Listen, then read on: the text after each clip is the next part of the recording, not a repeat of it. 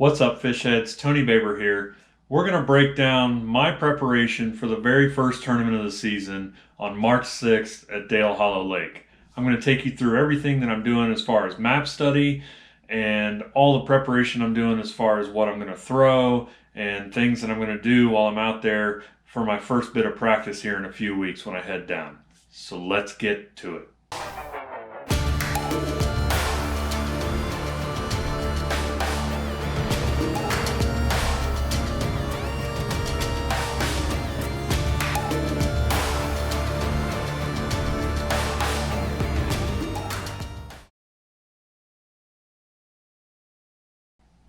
All right, so we're going to go through my process for how I'm preparing for the first tournament and really some of the second tournament as well, since both of them are at Dale Hollow, March 6th and April 11th, or April 10th, I'm sorry. So I want to show you kind of my process from start to finish as far as what I'm going to be doing and kind of how I'm breaking down the lake and kind of some of the things that I'm doing to prepare for both tournaments, mainly focused on the first one. So let's take a look at where I start off at. So the first thing that I do with this in particular, because I was approaching this as a boater and I wanted to kind of start fresh with everything. I mean, I've got some experience with it fishing as a co-angler. I've probably fished a dozen tournaments or close to it there. So I do kind of have a little bit of familiarity with the water and some of the patterns and things that work this time of year in March down there. But I wanted to start fresh, so what I did was I kind of started off with buying a map. So you always hear people say, oh, buy paper maps, do stuff online, things like that. Nothing beats having a good old-fashioned paper map, because this map in particular, it's the hot maps or the fishing hotspots, whatever you want to call it, version of the map. It breaks down different things. I mean, they've got a breakdown. If you look here, I mean, I know it's kind of sideways just because I got it hanging right now, but they give you a breakdown and kind of general idea of some of the things that you can do on different lakes on different areas of the lake is what I mean to say. But I like it because it shows, it'll show you symbols for laydowns, showing that there's tree laydowns. It'll give you the creek channels and just all kinds of information's packed into this lake, and it gives you kind of a basic overview, so it's not really overwhelming as far as looking at it on like a Navionics or a Lake Master chip or something with that high definition contour lines and things like that. This gives you kind of a different perspective of the lake. Now this is only part of it. As you can see, it kind of cuts off. The rest of it's on the back side. But what I do is I kind of broke down last year. I went through and broke down. You can see all these little dots that I put in here. I kind of added all these little dots just looking at this map alone and kind of how it presented the information to me, from the creek channel swings to, laydowns or marinas, just anything that this map kind of provides as far as information and things that would be good areas to kind of look at. You can see up here we got like a little channel swing right here with a big long point coming out, stuff that's good pre-season or pre-spawn, late winter kind of haunts and things like that. Just trying to mark areas. And I did it in different colors to break down for different days of practice when I was there. This was, like I said, this was for last year mostly, but it applies to this year because it's kind of the same time of year, same kind of deal. So I've got all these marks on here, and I went and I transferred all these over to my Humminbird unit manually, which did two things. It allowed me to kind of look at the map on the Lake Master as far as the high detail version of it to see if there's any other nuances or things that might disqualify the point or disqualify the spot that I was looking at, or things that maybe would enhance it. So now I've got kind of a basic starting point. It doesn't break down a whole lot of detail, but it does give me some general areas to kind of start off with as far as practice goes. So I start there on paper, and like I said, I transfer that over to the Humminbird unit, and then I kind of take things and elevate them from there. So the next step would basically be, what am I looking at in terms of springtime fishing? This is early pre-spawn, kind of, they're starting to move up out of the winter haunts and things like that. Now, because this is a little bit earlier, I don't think they'll be moved up quite as far. I think it's going to be more of a little bit of a deeper water kind of thing. I don't think they're going to be pushed back as far as in the creeks and some of the shallow areas, unless we have like a really mild like next month or so, because there is a full moon that's happening. I believe it's the weekend before the tournament, so I believe it spills over into like Monday or Tuesday.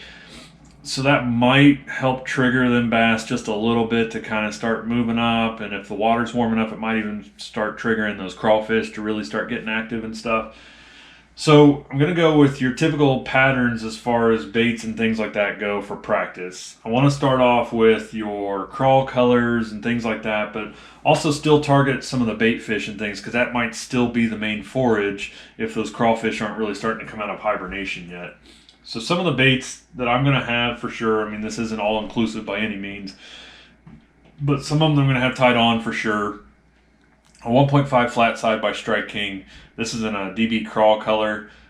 This is one of my favorite colors to throw down there. Last year it didn't really work out as well, but I've had other years where that color has worked, so it's kind of a touch and feel, so to speak, and see what the fish are going to react to. But I like this bait because it's got that flat side, so it gives that good wintertime kind of presentation to the fish, as well as, you know, that vibration. And this bait also runs in that 8 to 10 foot range based on kind of cast length and line diameter and stuff like that. I typically throw that on tactical fluorocarbon by P-line.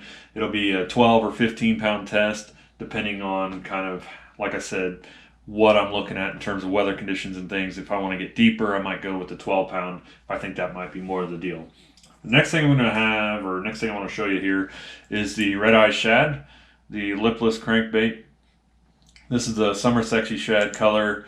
I've actually had some luck with this specific bait down at Dale Hollow before, and depending on how the grass is presenting that time of year, or this time of year I should say, it could be a good bait to kind of rip in and out of that grass if it's gotten to the point where it's grown up to about a foot or so, because it does start to grow in March, but it's just, like I said, it all depends on kind of weather pattern and how much that is starting to get up there. There's still some residual grass that will be left over, some of the stuff that was deeper that didn't dry out from the winter pool drawdown. So I mean, there's some grass that you can fish and kind of get around into if you can find it, some of those better areas. Now another bait will be the 2.5 square bill. I'll also throw a 1.5 and possibly a 4.0. A couple different colors there to choose from. This is one of those more aggressive orange colors, so kind of depends on water clarity, and again, if they're keying in more on those red colors or the orange colors, or if they want more of like a lighter or even a shad color. Chances are I'm probably going to have something in that kind of color range, maybe even a red, and also something in a shad range, just to kind of cover both bases. Because like I said, I don't know how active the crawfish are going to be. It depends on how the water temperature kind of shapes out once we get there. Now the next thing I want to show you is, of course, the old standard in this kind of fishing, and especially down at Dale Hollow Lake, is a football jig. This is a Strike King model, a 3/4 ounce. I like the heavier ones because I get better feel and contact with the bottom. Plus, chances are I'm going to be fishing it deeper on some of those deeper rock points and stuff, fishing in that 10 to 20 foot range.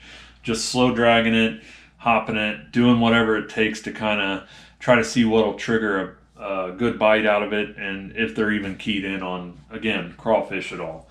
Another thing that I'll have tied on, of course, is the spinnerbait. This is a nickel spinnerbait. I showed you guys this last year. It was actually something I caught some fish on in practice, and I believe I even caught one in the tournament on this. And of course, it's a spinnerbait. I love throwing spinnerbaits.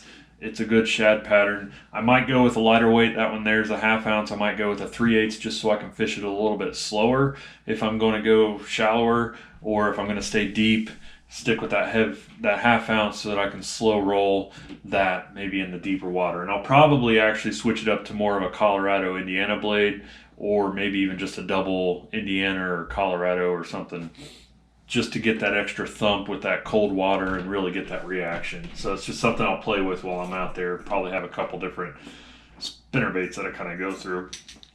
This, of course, is another one that's always been a pretty consistent producer down at Dale Hollow this time of year, or early March, mid-March, and that's the old jerkbait. This is a Megabass 110.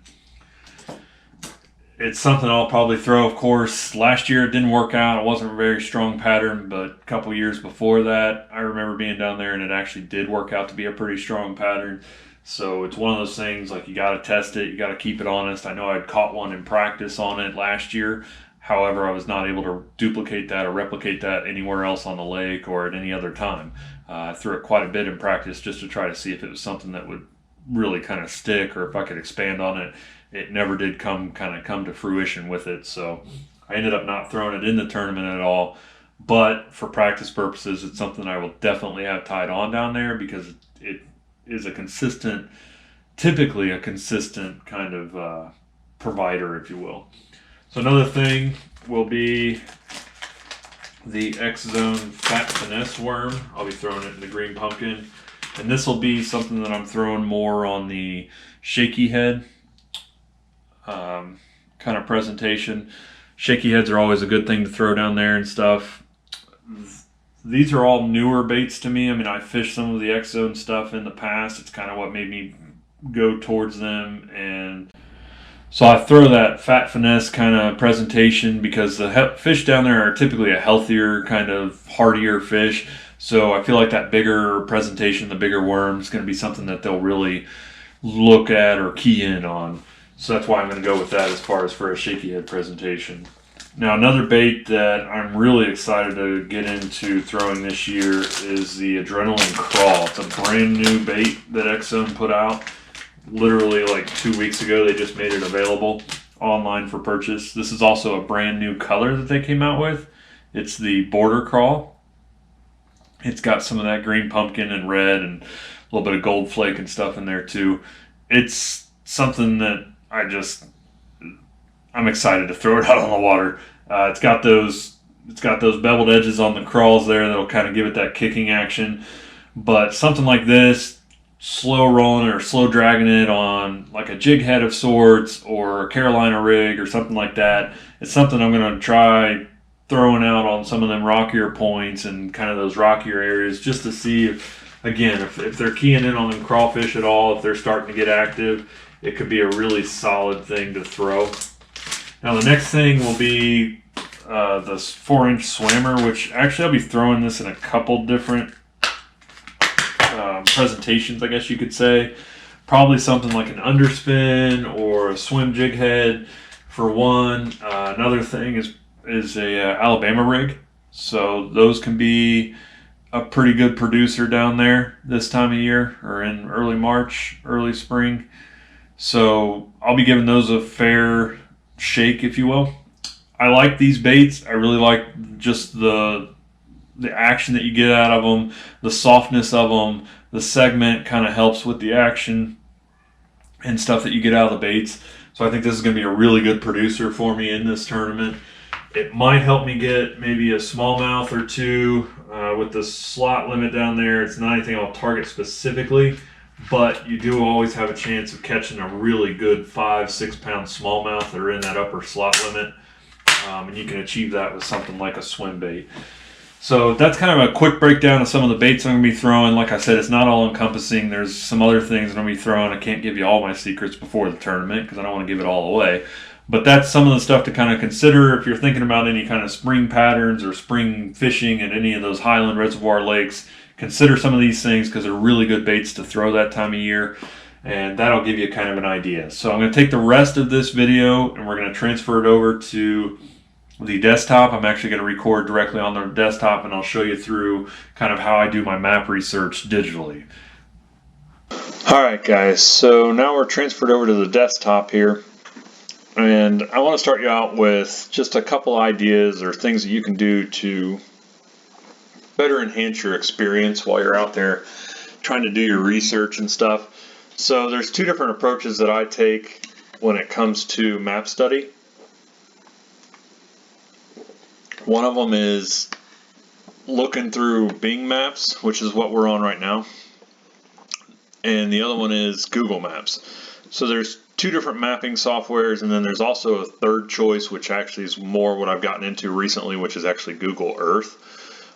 And we'll get into more detail on that here in a second. So part of the reason I like using Bing is it just gives you a different perspective, a different view, a different time of year, whatever it is. It typically is a different satellite imagery from what you would get on your standard Google Earth. So it's a good way to kind of bounce back and forth and see some of the different stuff that's out there as far as imagery.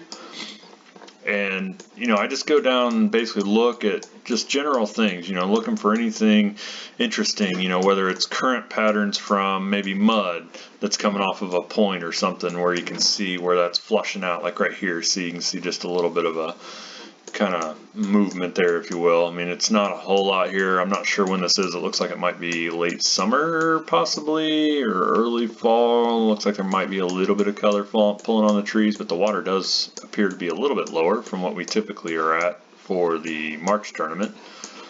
But that gives you a couple different opportunities, because with it being lower, it exposes more of the bank and stuff, because normally our water line's probably closer up to here. So it does give you a little bit of insight of what could be under the water in those shallower areas, or kind of how some points set up, like there or over here. And you can also see some areas where there's grass growing and stuff. So even though this stuff may not be there for the tournament because it's not grown up yet or whatever, it can give you an idea of some of the areas that maybe you can target if you're looking for some of those grassier areas, or where it grows a little bit more prevalently on the lake. But I just kind of go through and just dig through individual creeks and points and just look at everything, and just general composure, areas that seem to be flatter or deeper, things like that. But like I said, I go back and forth between Bing and Google Earth. Now the other thing is, when I'm doing this, a lot of times is I'll use Navionics in conjunction with it. So say we're up here and we're looking at this little pass through here, or right here in this little area here. So what I'll do is I'll get on Navionics, and then we'll pull it up here, and I'll just zoom in on this. And then that gives you kind of a breakdown of what you're seeing here as compared to what is actually going on underneath the water as far as how things set up. Now you can't adjust the water level with this, but you can kind of set up an account and do that kind of stuff to where you can actually adjust the water level, and it'll actually reflect that more accurately on these contours and the depths and stuff. Now there's two different things you can do here. You got the standard Navionics map, which is what's done commercially, and then you have the sonar chart, which is stuff that can be uploaded by everyday users. And I like using the sonar chart because it tends to be a lot more detailed, or accurate, I guess you could say. You can kind of jump back and forth and see what the differences are between the two. Just how it shows those lines and that contour and stuff. So like I said, I usually use the sonar, but it's just something that I've been doing the last couple of years. Just like I said, you kind of look at this and you see something like, oh, this looks kind of interesting here. How big is this kind of island right here? So you kind of scroll over here, and then you look at this hump and see, how far, that it extends all the way down here, even though it only shows right here. I mean, you can kind of see it there, but it gives you another point of view. You can see kind of, let's see where we at here. Yeah, I'm sorry, there it is. I was looking at the wrong little spot. But you can see where it kind of widens out down here, but that's something you really can't see from this view, just because of the way that it is. And then the other side is this hump over here. You can see how that extends around and stuff, and you can't really see a whole lot of detail there.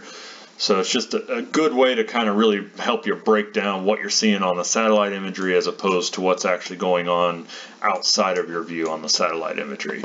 Now the other thing that I've been doing recently is I learned how to basically dig into Google Earth and utilize that program a little bit more for breaking down the lake. Alright, so we'll transition over to the Google Earth application, which is something I've gotten into more recently. I've actually learned how to do some stuff with it that will be pretty useful for me the rest of this year, and really the rest of my time fishing tournaments and stuff. But the unique thing about using this and kind of utilizing this program, and you can download it for free off the internet, it doesn't cost anything, but the thing that I really like about it is the ability to change the timeline. So right here, boom. So just like that, we have all these little marks up here that actually show different years or different times. So this imagery right here is actually, looks like from January of 21. So this is actually brand new. That doesn't seem right, but okay. No, it's June of 2018, that's what it is. Okay, so as you can see here, so we go from, this is June, so this is like summertime, what it would look like, and then you can break it down to October. So we know in the fall, these lakes tend to pull down the water level, and it exposes a lot of this bank and stuff like that. So what I do with this program is I actually go through here and zoom in a little bit, and you can center it over top, and you can just look around at stuff. So like right here, this is probably some pretty good brush piles right here that will be covered up when the water's at higher level. So like if you bump it up, see, it's just barely visible there. Maybe you wouldn't catch that just looking at a normal Bing or Google Earth image, depending on the water level for that image. So that's kind of why I like using this, is because you can break it down by different years. March of 2014, so this would be a good example, because this is the time of year where we're actually going to be down there fishing. So chances are the water level is going to be close to this, so you can kind of get an idea of what it's going to look like. A lot of flooded brush and stuff in here, if that's something, flipping or whatever was something that you wanted to get into. Excuse me. So you have that. But that's why I like using the Google Earth, is because you can do this and jump through different time frames. Now obviously as you get back, some of the picture quality goes down, but anything from like typically 2012 on is pretty good definition. Now you do get these little weird areas that really nothing you can do about it, or if you get glare, it kind of messes up what you can see, but a lot of times you can kind of jump through the different views and maybe you'll be able to catch something if you're trying to look at that particular area for any particular reason. So the thing that I like about this is once you kind of look through this and say I want to mark these big boulders right here, you can go up here and you can just pop a little marker down right like that, and then you can name it whatever you want to do. We can call it boulder, and then hit OK, and now it's saved on there. So if you notice, I don't know if you noticed it or not, let me go back here. So see, it shows like the latitude and longitude, and it breaks it down by the actual geographic or the GPS coordinates for that spot. So now I've got that locked in on here, and you can go through and basically you can convert this, you can save this whole thing. I don't have it here where you can see, but you can actually save the whole thing, which I've done as I've gone through and mapped this whole thing and just marked different areas that, or different things that kind of jumped out and caught my attention and stuff. You can go through and save all these points on this map, and then you can take those and convert that file so that you can actually upload it into your Humminbird or your Lowrance or Garmin unit. So you can put it on an SD card, convert the file basically, and load it from there. So it's something that I spent a lot of time this past couple of weeks basically going through and digging in on Dale Hollow, and all this does is it gives me more information when I go to actually fish practice, or if I'm fishing the tournament and maybe a pattern develops where they're in brush piles or something. So now I can go through here and I can locate, here's a brush pile here, here's a brush pile here, and I can actually go into that whole area, and I can identify those brush piles that probably won't be visible from being there on the water, and it's definitely not going to show on my Humminbird unless I happen to graph it. So this makes it easier to pinpoint the location of those because I've got a pin dropped exactly on that specific spot, and it just makes it easier to kind of develop a pattern and go through and kind of see what you can do with it. And like I said, I love the fact that you can go through and toggle the different views and stuff on this to see different time frames. And like I said, in different areas of the lake, sometimes you get different imaging, and it's not all as the same kind of toggling. So like down here on the south end of Dale Hollow, I noticed or closer to the dam, I guess you could say, the imagery that's available up here isn't quite as broad as, see, it goes from like 2013 to 2019 is pretty much all you have to choose from. Whereas up here, you get up into this upper end and you get a little bit more flexibility as far as stuff.